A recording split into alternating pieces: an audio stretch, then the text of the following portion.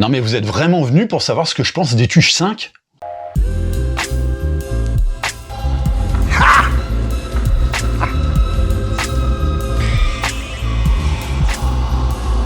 Bien joué, tu m'as bien baisé.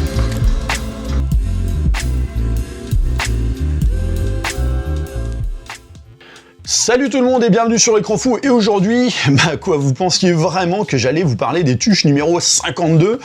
Enfin voilà, j'ai déjà fait Le Jardinier, Ad Vitam et Toutes pour une. Donc bon, faut pas abuser non plus, hein. Donc non, d'autant que y en a pas mal de monde qui m'ont reproché dans les coms de mes dernières vidéos de faire quand même beaucoup de sel et pas assez de parler de Cinoche. Donc, comme je sais que vous allez être nombreux à vouloir quand même aller sur cette vidéo par curiosité morbide, parce que c'est les Tuches, et en fait non, je vais plutôt essayer de vous motiver pour que ce soit au profit d'un bon film qui est dispo en salle le même jour, à savoir 5 septembre. Sachant que, bien sûr, si j'avais présenté le truc honnêtement à travers ma miniature, vous seriez même pas allé jeter un œil à la vidéo. Donc désolé du coup de Trafalgar, mais voilà, en tant que youtubeur, on le sait plus que quiconque à quel point finalement les bons films ont la vie dure, et nos vidéos dessus aussi, quand justement à côté les gens préfèrent se jeter sur les blockbusters, même en connaissance prématurée de leur médiocrité. Et parce que j'aime aussi vous parler de bons films qui, à mon sens, le méritent. Donc non, aujourd'hui, on va parler de 5 septembre, donc film qui va proposer une vision alternative au film de Munich de Steven Spielberg qui était sorti en 2005, puisque le film retracera les événements tragiques qui ont eu lieu aux Jeux Olympiques de Munich le 5 septembre 1972, mais sauf que quand je dis vision alternative, c'est parce que ici on va suivre le tout à travers la chaîne ABC Sports, qui a retranscrit le drame en direct. Donc effectivement, une manière d'aborder la situation carrément sous un autre angle pour comprendre à quel point c'était quand même un sacré bazar au moment où les faits se sont produits. Et alors, film mis en scène par Tim Fehlbaum, qui s'octroie ici son premier fait d'armes cinématographique, puisque bon, jusque-là, il était plutôt abonné à du streaming et de la VOD, et d'ailleurs pas de la meilleure qualité, pardon. Mais là, tu sens que le mec, il en veut, quoi, qu'il a la dalle. Déjà parce que la retranscription d'époque est absolument dingue. Ouais, voilà, on est en 1972, quoi. Et même la photographie elle fait hyper vieille, mais volontairement. Donc elle se mêle parfaitement aux vidéos d'archives qui sont ici utilisées pour rendre le truc d'autant plus authentique. Et ça, c'est super parce que ça a dû déjà nécessiter un travail colossal de retrouver tout ça. Parce que oui, dans ce décor en huis clos des locaux de ABC Sports, parce que tout ce que tu vois de l'extérieur, c'est quasiment qu'à travers les écrans du studio, donc oui, c'est bien un huis clos. Nos acteurs redonnent vie à ces instants par leur jeu, certes, mais les images que tu vois sur les écrans du studio, ce sont les vraies images. Alors, excepté évidemment celles incluant les acteurs du film, comme par exemple Léonie Bénèche. Donc il y a un vrai travail de dingue pour que l'immersion soit totale et que le réalisme soit vraiment au rendez-vous par rapport aux faits. Et qui dit huis clos dit souvent atmosphère anxiogène. Et alors là, mais on est en plein dedans, quoi.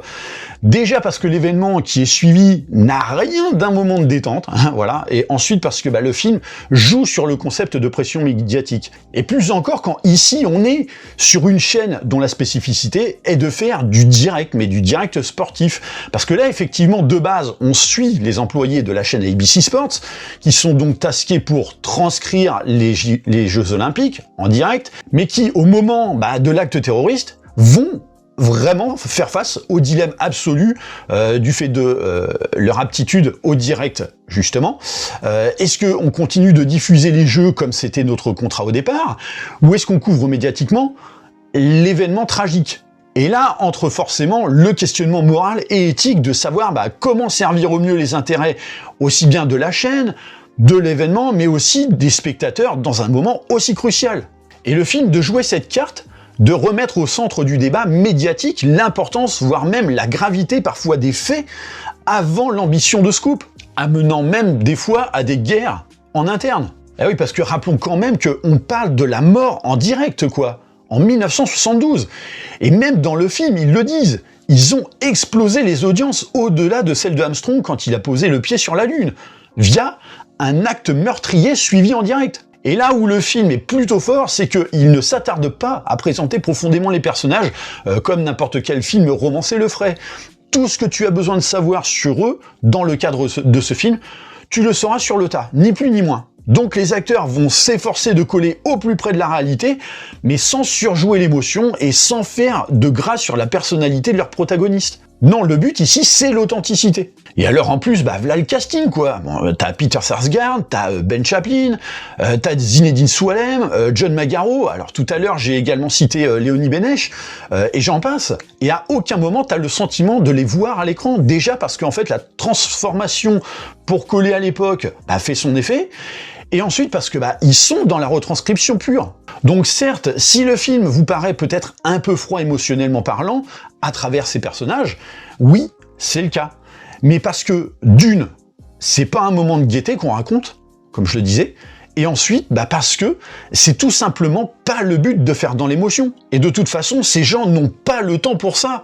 Je rappelle qu'on suit une équipe de télévision qui transcrit de l'info en temps réel. Donc une info qui, en plus, peut changer du tout au tout en un instant, et qu'il faut savoir percuter.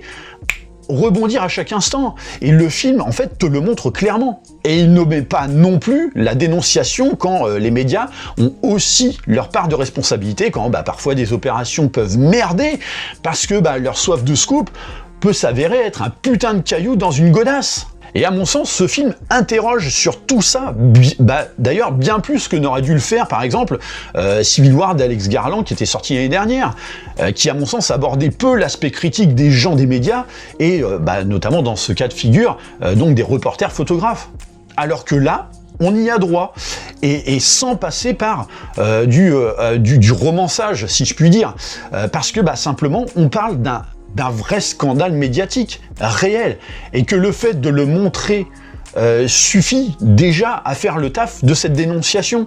Mais ne vous y trompez pas, c'est pas parce que le film fait plus office de transcription d'archives et que le contexte et les personnages laissent peu de place au sentimentalisme que le film ne l'est pas. C'est dire à quel point il est foutu. Moi, par exemple, j'ai vu Munich de Steven Spielberg peut-être 4 fois dans ma vie. Donc, je connais les événements. Et pourtant, à la fin de 5 septembre, ouais, j'ai quand même été soufflé comme une bougie, mais comme si, en fait, je savais pas à quoi m'attendre, parce que notamment à la fin, le film va quand même jouer sur les émotions qui se dégagent dans le studio, et en plus l'ambiguïté, mais pour mieux te prendre au dépourvu. Et ça, franchement, c'est hyper fort. Et parce que ce film, comme je le disais, va chercher à apporter une vision complémentaire de celle proposée par le film de Spielberg, en proposant des infos qu'on n'avait peut-être pas. Mais selon moi, tout l'intérêt du film réside aussi dans le fait de rappeler le passé, quoi. Et plus encore dans une époque compliquée comme la nôtre, où on nourrit notre soif d'actu, à travers une politique quand même assez biaisée, ou même des guerres relayées par des médias et réseaux sociaux qui nous abreuvent de tout et n'importe quoi, au point d'en perdre toute notion d'objectivité. Surtout à l'heure où on sort, entre guillemets, d'un conflit israélo-palestinien, et que le film traite clairement de ça, et que donc, parfois il est bien de se rappeler que ça peut être grave, voilà, et qu'une fake news peut avoir l'effet carrément d'une bombe, et pas dans le bon sens du terme. Donc ce film rappelle un petit peu l'impact des médias. Et croyez-moi que l'équipe d'ABC Sports, dans ce cas de figure, elle a bien eu le temps d'y réfléchir à tout ça, pendant mais aussi après l'événement. Ce désir presque toxique de vouloir être le premier sur un scoop, et de savoir que c'est un média de sport qui à la base transcrit les Jeux Olympiques, donc qui dit sport, dit forcément qu'il connaît la notion de compétition, et qui va lui-même être confronté à cette notion dans une véritable course à l'information, où en fait ils perdent presque la notion de bien et de mal dans ce qu'ils font. Seule subsiste la course à l'information, et cette envie de transcrire. Mais le problème, c'est à quel prix ?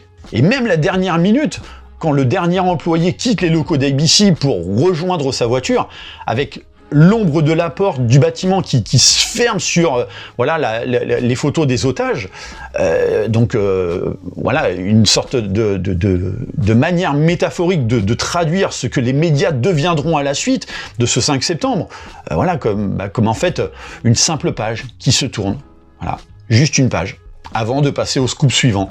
Donc voilà, j'avais vraiment envie de vous parler de ce film, de vous le partager, bien plus que les Tuches 5. Hein. Voilà, j'ai même pas envie de le voir. Déjà, rien que le 3, pour moi, c'était irregardable, donc je vais pas m'infliger ça pour vous dire de pas regarder ensuite, alors que bon, vous irez évidemment pas. Donc non, comme je disais, voilà, j'ai vraiment à cœur de pouvoir vous proposer de bons films. Enfin, bons films vu de ma fenêtre, et je trouve que ce 5 septembre, le mérite amplement.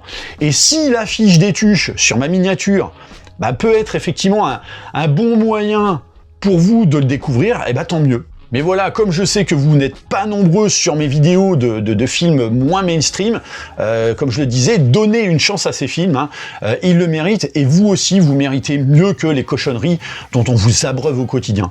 Voilà, donc désolé pour la petite leçon de morale qui aurait pu y être associée. C'était pas tant une leçon de morale, mais c'est...